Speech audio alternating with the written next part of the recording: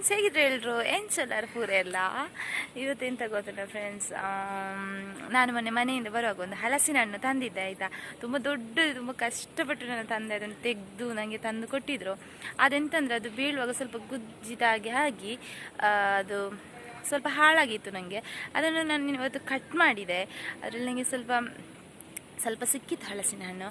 ಅದರಿಂದ ನಾನಿವತ್ತು ಹಲ್ವಾವನ್ನು ಮಾಡ್ತಾಯಿದ್ದೇನೆ ಫ್ರೆಂಡ್ಸ್. ತುಂಬ ಸುಲಭ ಉಂಟು ಹಲಸಿನ ಹಣ್ಣಿನ ಹಲ್ವ ಮಾಡಲಿಕ್ಕೆ, ಹಾಗೂ ತುಂಬಾ ಟೇಸ್ಟಾಗಿರ್ತದೆ ಅದು ಮಾತ್ರ. ಅದನ್ನು ಯಾವ ರೀತಿಯಾಗಿ ಮಾಡೋದು ಅಂತ ನಾನು ನಿಮ್ಮ ಜೊತೆ ಶೇರ್ ಮಾಡ್ತೇನೆ ಫ್ರೆಂಡ್ಸ್. ಎಲ್ಲಗಿಂತ ಮೊದಲು ಇವತ್ತಿನ ವಿಡಿಯೋ ಇಷ್ಟ ಆದರೆ ಪ್ಲೀಸ್ ಲೈಕ್ ಮಾಡಿ, ಹಾಗೂ ಇದೇ ಮೊದಲಿನ ಬಾರಿ ನನ್ನ ವಿಡಿಯೋ ನೋಡ್ತಿದ್ರೆ ಪ್ಲೀಸ್ ಸಬ್ಸ್ಕ್ರೈಬ್ ಮಾಡಿ ಫ್ರೆಂಡ್ಸ್. ನಿಮ್ಮ ಫ್ರೆಂಡ್ಸ್ ಫ್ಯಾಮಿಲಿಯವ್ರ ಜೊತೆ ವಿಡಿಯೋನ ಶೇರ್ ಮಾಡಿ. ಈಗ ನಾವಿಲ್ಲಿ ಹಲಸಿನ ಹಣ್ಣನ್ನು ಕಟ್ ಮಾಡಿಕೊಳ್ತಾ ಇದ್ದೇವೆ ನೋಡಿ. ನನ್ನ ಹಸ್ಬೆಂಡ್ ಎಲ್ಲ ಹಲಸಿನ ಹಣ್ಣನ್ನು ಕಟ್ ಮಾಡಿದರು ನೋಡಿ. ತುಂಬ ಒಳ್ಳೇದಿತ್ತು, ತುಂಬ ರುಚಿ ಇರ್ತದೆ. ನಾನು ಲಾಸ್ಟ್ ಟೈಮ್ ತಂದಿದ್ದೆ, ಆಗಲೂ ತುಂಬ ರುಚಿ ಇತ್ತಿದ್ದು, ಈಗಲೂ ಹಾಗೆ. ಆದರೆ ನಮಗೆ ಇದರಲ್ಲಿ ಎಲ್ಲ ಸಿಗಲಿಲ್ಲ, ಹಾಳಾಗಿತ್ತು, ಹಾಗಾಗಿ ಸ್ವಲ್ಪವೇ ಸಿಕ್ಕಿದ್ದು ನೋಡಿ. ಈಗ ಕಟ್ ಮಾಡಿಕೊಳ್ತಾ ಇದ್ದೇವೆ ಎಲ್ಲವನ್ನು, ಈ ರೀತಿಯಾಗಿ ಎಲ್ಲವನ್ನು ಅರ್ಧ ಸಿಕ್ಕಿದಷ್ಟನ್ನು ಕಟ್ ಮಾಡಿಕೊಂಡದಷ್ಟೇ. ಈಗ ನೋಡಿ ಇಷ್ಟು ಸಿಕ್ಕಿದೆ ನಮಗೆ. ಇದರದ್ದು ಈಗೆಲ್ಲ ಸೊಳ್ಳೆಗಳನ್ನೆಲ್ಲ ತೆಗೆದುಕೊಳ್ತಾ ಇದ್ದೇನೆ ನಾನು. ಈಗೆಲ್ಲ ಸೊಳ್ಳೆಗಳನ್ನು ತೆಗಿತಾ ಇದ್ದೇನೆ ನೋಡಿ. ಅಷ್ಟರಲ್ಲಿ ಲಿಶಸ್ ನಮಗೆ ಬೇಕು ನನಗೆ ಬೇಕು ಅಂತ ತುಂಬಾ ಹಠ ಮಾಡ್ತಾಯಿದ್ಲು. ಆದರೂ ಸ್ವಲ್ಪನೇ ಎಲ್ಲ ತೆಗೆದುಕೊಂಡೆ. ಅಷ್ಟು ನಮಗೆ ಇಷ್ಟು ಸಿಕ್ಕಿತು ನೋಡಿ. ಎಲ್ಲ ಕ್ಲೀನ್ ಮಾಡಿ ತೆಗೆದಿದ್ದೇನೆ. ಈಗ ನಾವಿದನ್ನು ಗ್ರೈಂಡ್ ಮಾಡಿಕೊಳ್ಬೇಕು, ಚೆಂದ ನೈಸಾಗಿ ಕಡ್ದುಕೊಳ್ಬೇಕು ನೋಡಿ. ಈಗ ನಾನು ಮಿಕ್ಸಿಗೆ ಹಾಕ್ಕೊಳ್ತಾ ಇದ್ದೇನೆ ಕಡಿಲಿಕ್ಕೆ. ಎಲ್ಲ ಸೊಳ್ಳೆಗಳನ್ನು ಹಾಕಿ ನೀರು ಹಾಕಬೇಕು ಅಂತಿಲ್ಲ, ಹಾಗೆ ಗ್ರೈಂಡ್ ಮಾಡಿಕೊಂಡ್ರೆ ಚೆಂದ ಪೇಸ್ಟ್ ಆಗ್ತದೆ. ಮತ್ತೆಂತಂದರೆ ನಾವಿಲ್ಲಿ ಬೆಲ್ಲ ತಗೊಳ್ಬೇಕು. ನಾವೆಷ್ಟು ಹಲಸಿನ ಸೊಳ್ಳೆಗಳನ್ನು ತಗೊಂಡಿರ್ತೇವೆ ಅದರ ಕಾಲು ಭಾಗದಷ್ಟು ಬೆಲ್ಲ ತಗೊಂಡ್ರೆ ಆಯಿತು. ಅದೆಷ್ಟು ಸಿಹಿ ಇರ್ತದೆ ಆದರೆ ಸ್ವಲ್ಪ ಕಡಿಮೆ ತಗೊಂಡ್ರೆ ಆಯಿತು. ಈಗ ಬೆಲ್ಲವನ್ನು ಚೆಂದ ನೀರು ಮಾಡಿಕೊಳ್ಳುವ. ನಮಗೆ ಕಪ್ಪು ಬೆಲ್ಲ ಸಿಕ್ಕಿದರೆ ತುಂಬ ಒಳ್ಳೆಯದು, ಯಾಕಂದರೆ ಅದು ಹಲ್ವದ ಕಲರ್ ಚೆಂದ ಬರ್ತದೆ ಕಪ್ಪ ಅಂತರ. ಇದು ನಂದು ಬಿಳಿ ಬೆಲ್ಲ ಸಿಕ್ಕಿದ್ದು, ಹಾಗಾಗಿ ನಂದು ಅಷ್ಟು ಕಲರ್ ಬರಲಿಲ್ಲ. ಆದರೆ ಟೇಸ್ಟಿಗೇನು ಕಮ್ಮಿ ಇಲ್ಲ, ಹಲಸಿನ ಹಣ್ಣು ಹಾಕಿದ್ದೇವಲ್ಲ, ಹಾಗಾಗಿ ಟೇಸ್ಟ್ ತುಂಬಾ ಸೂಪರಾಗಿರ್ತದೆ ನೋಡಿ. ಈಗ ಇದು ಬೆಲ್ಲ ಚೆಂದ ಕರಗಿತು, ಈ ರೀತಿ ಕರಗಿಸಿಕೊಂಡ್ರೆ ಆಯಿತು ನೋಡಿ. ಈಗ ನಾನು ಬೆಲ್ಲೆಲ್ಲ ಕರಗಿದ ಮೇಲೆ ಸ್ಟವ್ ಆಫ್ ಮಾಡಿಕೊಂಡೆ. ಈಗ ನಾವಿದನ್ನು ಸೋಸಿಕೊಳ್ಳುವ. ನಾನಿಲ್ಲಿ ಒಂದು ಪಾತ್ರೆಗೆ ಹರಿವೆಯನ್ನು ಇಟ್ಟು ಸೋಸಿಕೊಳ್ತಾ ಇದ್ದೇನೆ. ಇದರಿಂದ ನಮ್ಮದು ಬೆಲ್ಲದಲ್ಲಿರುವ ಕಸ ಸಹ ಹೋಗ್ತದೆ ನೋಡಿ. ಕಸ ಸಹ ತುಂಬ ಕಸ ಇರ್ತದಲ್ವ ಬೆಲ್ಲದಲ್ಲಿ, ಅದು ಸಹ ಹೋಗ್ತದೆ ಹೀಗೆ ಮಾಡೋದ್ರಿಂದ ನೋಡಿ. ಇಷ್ಟು ಕಸ ಇರ್ತದೆ ಅದರಲ್ಲಿ. ಮತ್ತೆಂತಂದರೆ ನಾನಿಲ್ಲಿ ಹೊರಗೆ ಬೆಂಕಿ ಒಲೆಯಲ್ಲಿ ಮಾಡಿದ್ದು. ಈಗ ನಾನಿಲ್ಲಿ ಇದಕ್ಕೆ ಬಾಣಲೆಯನ್ನಿಟ್ಟು ಮತ್ತು ನಾವು ಪೇಸ್ಟ್ ಮಾಡಿಕೊಂಡಿದ್ದೇವಲ್ಲ ಹಲಸಿನ ಹಣ್ಣನ್ನು, ಅದನ್ನು ಹಾಕ್ಕೊಳ್ತಾ ಇದ್ದೇನೆ. ಈಗ ಅದನ್ನೆಲ್ಲ ಫಸ್ಟಿಗೆ ಅದನ್ನು ಹಾಕ್ಕೊಳ್ಬೇಕು ನಾವು. ಹಲಸಿನ ಸೊಳ್ಳೆಗಳನ್ನು ಗ್ರೈಂಡ್ ಮಾಡಿದ್ದನ್ನು ಮೊದಲು ಹಾಕ್ಕೊಳ್ಬೇಕು. ಈಗ ಅದನ್ನೆಲ್ಲ ಚೆಂದ ಮಿಕ್ಸ್ ಮಾಡಬೇಕು ಮೊದಲು, ಅಂದರೆ ಅದರದ್ದೊಂದು ಹಸಿ ವಾಸನೆ ಅಂತ ಇರ್ತದಲ್ಲ, ಅದು ಹೋಗುವವರೆಗೆ ಚೆಂದ ಇದನ್ನು ಬಿಸಿ ಮಾಡಿಕೊಳ್ಬೇಕು ಸ್ವಲ್ಪ ಹೊತ್ತು. ಮತ್ತೆಂತಂದರೆ ಒಂದು ಸ್ವೀಟ್ ಮಾಡುವಾಗ ನಮಗೆ ಪೇಷನ್ಸ್ ತುಂಬಾ ಮುಖ್ಯ ಆಗಿರ್ತದೆ.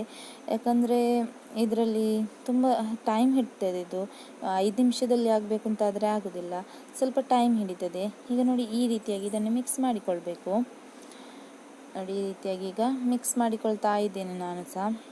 ಇದು ತಳೆ ಹಿಡಿತದೆ, ನಾವು ಮೊದಲೇ ಈ ರೀತಿಯಾಗಿ ಮಿಕ್ಸ್ ಮಾಡಿಕೊಳ್ತಾ ಇರದಿದ್ದರೆ ತಳೆ ಹಿಡಿದು ಬಿಡ್ತದೆ ನೋಡಿ. ಈ ರೀತಿಯಾಗಿ ಈಗ ನಾವು ಗ್ಯಾಸಲ್ಲಿ ಮಾಡೋದಾದರೆ ಲೋ ಫ್ಲೇಮಲ್ಲಿ ಇಟ್ಟು ಮಾಡಬೇಕು. ಇದಕ್ಕೆ ಬೆಲ್ಲದ ನೀರು ತಗೊಂಡಿದ್ದೇವಲ್ಲ ಅದನ್ನು ಹಾಕ್ಕೊಳ್ತಾ ಇದ್ದೇನೆ. ಈ ರೀತಿಯಾಗಿ ಎಲ್ಲವನ್ನು ಹಾಕೊಂಡ್ಮೇಲೆ ಇದನ್ನು ಮತ್ತೆ ಮಿಕ್ಸ್ ಮಾಡಬೇಕು. ಗ್ಯಾಸಲ್ಲಿ ಮಾಡೋದಾದರೆ ಲೋ ಫ್ಲೇಮಲ್ಲಿಟ್ಟು ಮಾಡಿದರೆ ಆಯಿತು. ನಾನಿಲ್ಲಿ ಬೆಂಕಿಯಲ್ಲಿ ಮಾಡಿದಲ್ವ, ಇದೊಮ್ಮೆ ಬೆಂಕಿ ಆರೋದು ಬೆಂಕಿ ಉರಿಯೋದಂತ ಸಾಕಾಗಿ ಹೋಗಿದೆ. ಮತ್ತು ತುಂಬ ಹೊಗೆ ಬರ್ತಾಯಿತ್ತು, ಅದು ಕಟ್ಟಿಗೆ ಸರಿ ಉರಿತಾನೆ ಇರಲಿಲ್ಲ. ಹಾಗಾಗಿ ತುಂಬ ನನಗೆ ನೋಡಿ ಕಟ್ಟಿಗೆ ಸರಿ ಮಾಡೋದೇ ಒಂದು ಕೆಲಸ ಆಗಿತ್ತು.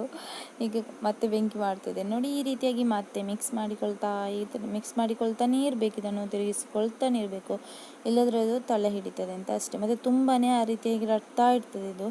ಈಗ ನಾವು ಇದಕ್ಕೆ ತುಪ್ಪ ಹಾಕಲಿಕ್ಕೆ ಸ್ಟಾರ್ಟ್ ಮಾಡುವ ನೋಡಿ. ನಾನೀಗ ತುಪ್ಪ ಹಾಕಿಕೊಳ್ತಾ ಇದ್ದೇನೆ. ಹಲ್ವ ಅಂದಮೇಲೆ ತುಪ್ಪ ಬೇಕೇ ಬೇಕಲ್ವಾ. ನಾನೇನು ಮಾಡಿದೆ, ನನ್ನಲ್ಲಿ ಅಷ್ಟು ತುಪ್ಪ ಇರಲಿಲ್ಲ, ಅದಕ್ಕೆ ನಾನು ಸ್ವಲ್ಪ ಸನ್ಫ್ಲವರ್ ಆಯಿಲ್ ಹಾಕಿ ಮಾಡಿದೆ. ಏನು ತೊಂದರೆ ಇಲ್ಲ, ಸನ್ಫ್ಲವರ್ ಆಯಿಲ್ ಹಾಕಿ ತುಪ್ಪ ಎರಡು ಸಹ ಮಿಕ್ಸ್ ಮಾಡಿ ಹಾಕೋದ್ರಿಂದ ಏನು ತೊಂದರೆ ಇಲ್ಲ, ತುಂಬ ರುಚಿ ಆಗ್ತದೆ. ಸನ್ಫ್ಲವರ್ ಹಾಕಿದ್ದೇವೆ ಅಂತ ನಮಗೆ ಗೊತ್ತಾಗೋದಿಲ್ಲ, ಯಾಕಂದರೆ ನಾವು ತುಪ್ಪ ಸಹ ಹಾಕಿರ್ತೇವಲ್ಲ, ಹಾಗಾಗಿ ಎರಡು ಸಹ ಬ್ಯಾಲೆನ್ಸ್ ಆಗ್ತದೆ. ಈಗ ನಾನು ಮತ್ತೆ ತಿರುಗಿಸ್ಕೊಳ್ತಾ ಇದ್ದೇನೆ ನೋಡಿ. ಈಗ ಸ್ವಲ್ಪ ಸನ್ಫ್ಲವರ್ ಆಯಿಲ್ ಸಹ ಹಾಕಿಕೊಂಡೆ ನಾನು ಎರಡನ್ನೂ ಸಹ ಹಾಕಿದ್ದೇನೆ. ತುಪ್ಪ ಸಹ ಹಾಕಿದ್ದೇನೆ, ಸನ್ಫ್ಲವರ್ ಆಯಿಲ್ ಸಹ ಹಾಕಿದ್ದೇನೆ ನೋಡಿ. ಈಗ ಮತ್ತೆ ತಿರುಗಿಸಿಕೊಳ್ತಾ ಇದ್ದೇನೆ. ಈಗ ಇದು ಗಟ್ಟಿ ಆಗ್ತಾ ಹೋಗ್ತದೆ ಇನ್ನು ಸ್ವಲ್ಪ ಸ್ವಲ್ಪನೇ. ಈ ರೀತಿಯಾಗಿ ತಿರುಗಿಸಿಕೊಳ್ತಾ ಇರಬೇಕು. ನಾವು ಇದಕ್ಕೆ ನೀರೇನು ಹಾಕಲಿಲ್ಲ ಗ್ರೈಂಡ್ ಮಾಡುವಾಗ, ಆದರೆ ಇದು ತೆಳು ಅಲ್ವಾ ಹಲಸಿನ ಹಣ್ಣಿನದು ಪೇಸ್ಟ್ ಮಾಡಿದಾಗ. ಅದಕ್ಕೆ ನಾವೆಂತ ಮಾಡಬೇಕು ಅಂದರೆ ಅಕ್ಕಿ ಹುಡಿ ಇಲ್ಲದ್ರೆ ಕಾರ್ನ್ಫ್ಲವರ್ ಹಾಕಬೇಕು. ನಾನಿಲ್ಲಿ ಹುಡಿ ತಗೊಂಡಿದ್ದೇನೆ. ನಾನಿಲ್ಲಿ ಒಂದು 3 ಚಮಚದಷ್ಟು ಅಕ್ಕಿ ಹುಡಿ ತಗೊಂಡಿದ್ದೇನೆ. ಅದಕ್ಕೆ ಸ್ವಲ್ಪ ನೀರು ಹಾಕಿ ಮತ್ತು ನಾವು ಅದಕ್ಕೆ ಹಾಕ್ಕೊಳ್ಬೇಕು. ಮತ್ತು ಕಾರ್ನ್ಫ್ಲೋರ್ ತಗೊಂಡು ಆಗ್ತದೆ. ಕಾರ್ನ್ಫ್ಲೋರ್ ತಗೊಂಡು ಹಾಗೆ ಅದಕ್ಕೆ ಸ್ವಲ್ಪ ನೀರು ಹಾಕಿ ಅದನ್ನು ನೀರು ಮಾಡಿ ಹಾಕೋದು. ಯಾಕಂದರೆ ತುಂಬ ಸ್ವಲ್ಪ ತೇಲಿ ಇರ್ತದಲ್ಲ, ಅದು ಸ್ವಲ್ಪ ಗಟ್ಟಿ ಥಿಕ್ಕಾಗಬೇಕು ಅಂತ ಇದನ್ನು ನಾವು ಹಾಕೋದು. ನೋಡಿ, ಈಗ ನಾನೆಲ್ಲ ಅಕ್ಕಿ ಹುಡಿ ನೀರು ಮಾಡಿದ್ದನ್ನೆಲ್ಲ ಹಾಕಿಕೊಂಡೆ. ನೋಡಿ, ಮತ್ತೆ ನಾವು ತಿರುಗಿಸಿಕೊಳ್ತಾ ಇರಬೇಕು. ಆಗ ಸ್ವಲ್ಪ ಗಟ್ಟಿ ಆಗ್ತಾ ಹೋಗ್ತದೆ ಇದು. ಈ ರೀತಿಯಾಗಿ ತಿರುಗಿಸ್ಕೊಳ್ತಾ ಇದ್ದೇನೆ ಈಗ ನಾನು. ಈ ರೀತಿಯಾಗಿ ರಟ್ಟುವಾಗ ನಮಗೆ ತುಂಬ ಡೇಂಜರ್ ಇದು.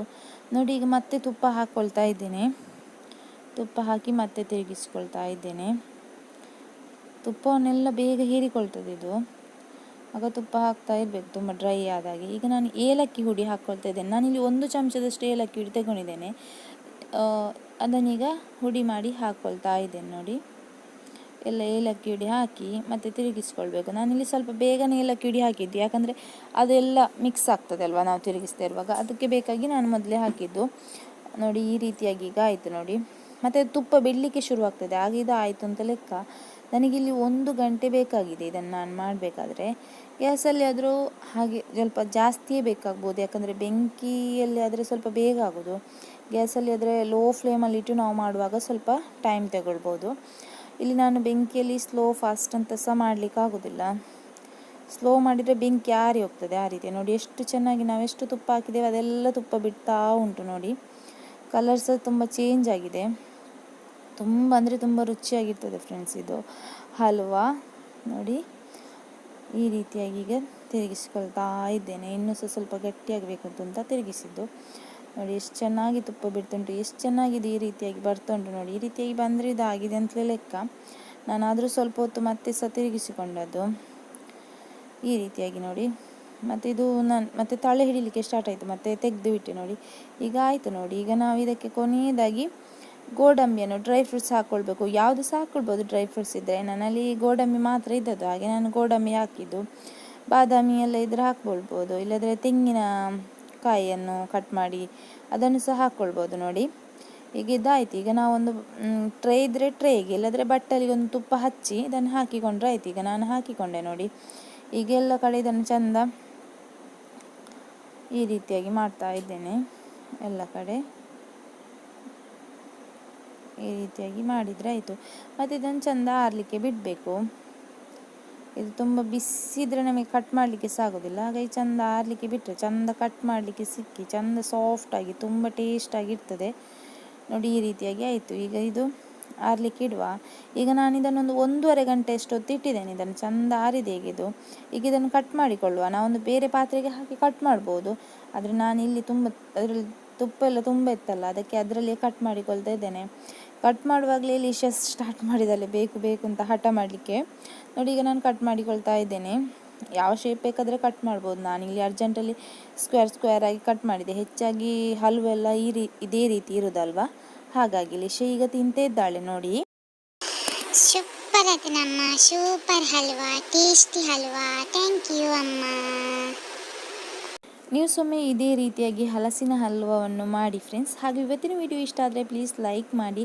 ಹಾಗೂ ಇದೇ ಮೊದಲಿನ ಬಾರಿ ನನ್ನ ವಿಡಿಯೋ ನೋಡಿದರೆ ಪ್ಲೀಸ್ ಸಬ್ಸ್ಕ್ರೈಬ್ ಮಾಡಿ. ನಿಮ್ಮ ಫ್ರೆಂಡ್ಸ್ ಫ್ಯಾಮಿಲಿ ಎಲ್ಲರ ಜೊತೆನೂ ವಿಡಿಯೋನ ಶೇರ್ ಮಾಡಿ. Bye bye. Thank you for watching.